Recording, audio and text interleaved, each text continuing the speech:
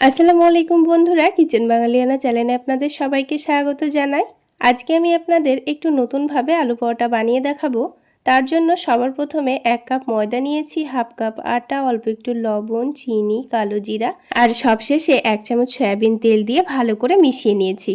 এবার অল্প অল্প করে পানি দিয়ে একটা ডো মেখে নিয়েছি। তারপর আবারও অল্প একটু তেল মাখিয়ে ডোটাকে ভালো করে রেস্টে রাখবো। এবার অন্য কাজগুলো করে নেব। এখানে আমি 3টা সেদ্ধ আলু নিয়েছি। আলুগুলোকে একটা গ্রেটারের সাহায্যে ভালো করে গ্রেট করে নিতে হবে।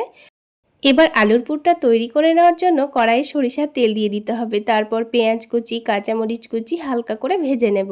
আর দিয়ে দেব অল্প একটু আদা রসুন বাটা। তারপর আদা রসুনের কাঁচা গন্ধটা যাওয়া পর্যন্ত আবারও একটু ভালো করে ভেজে নিয়েছি। এবার কিছু গুঁড়ো মশলা দিয়ে দিতে হবে। প্রথমে স্বাদ মতো লবণ দিয়েছি, হলুদের গুঁড়ো দিয়ে দিয়েছি, তারপরে অল্প একটু ভাজা জিরা গুঁড়ো, ধনে গুঁড়ো, তার সাথে 2 টেবিল চামচ টমেটো সস দিয়েছি। আর সব শেষে চাট মশলা দিয়ে ভালো করে মিশিয়ে নিচ্ছি। এবার আলুটা দিয়ে সবকিছু ভালোভাবে নাড়াচাড়া করে মিশিয়ে নামিয়ে নেব। ব্যাস তৈরি হয়ে গেল আলুর পুর। এবার এটাকে ঠান্ডা হওয়ার জন্য রেখে দিতে হবে। এবার পরোটাগুলো বানানোর জন্য ডোটাকে আবার একটু ভালো করে মেখে সবগুলো লই বানিয়ে রাখবো। আর আলুর পুরটা ঠান্ডা হয়ে গেলে ছোট ছোট করে বল তৈরি করে নেব। যত বড় করে লইটা বানিয়েছি তার থেকে একটু ছোট করে আলুর বলটা তৈরি করে নিতে হবে।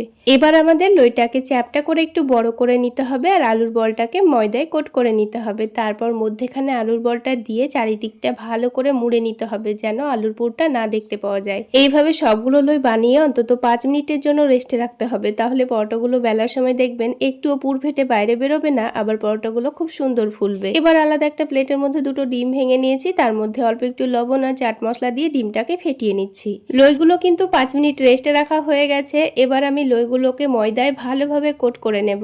তারপর আলতো হাতে একটু করে চাপ দেব, দিয়ে এগুলোকে আলতো হাতে বেলে নেব। এবার আপনাদের পরোটাটা দেখায় দেখুন, একটুও কিন্তু পুর ফেটে বাইরে বেরোয়নি। এভাবে করে সবগুলো পরোটাই তৈরি করবেন, দেখবেন একটুও পুর ফেটে বাইরে বেরোবে না আর পরোটাটাও খুব সুন্দর ফুলে উঠবে। তো আমি পরোটাটাকে কোনো রকম তেল ছাড়া উল্টে পাল্টে সেঁকে নিয়েছিলাম। তারপর অল্প একটু তেল দিয়ে পরোটাটাকে ডিমের ব্যাটারে ডুবিয়ে এটাকে আমি তেলের মধ্যে দিয়ে উল্টে পাল্টে ভেজে নেব। তো বন্ধুরা, একবার হলো এইভাবে পরোটা বানিয়ে খেয়ে আমাকে অবশ্যই জানাবেন খেতে কেমন হয়েছিল। তাহলে আজকে এই পর্যন্তই। সকলে অনেক বেশি ভালো থাকবেন, সুস্থ থাকবেন।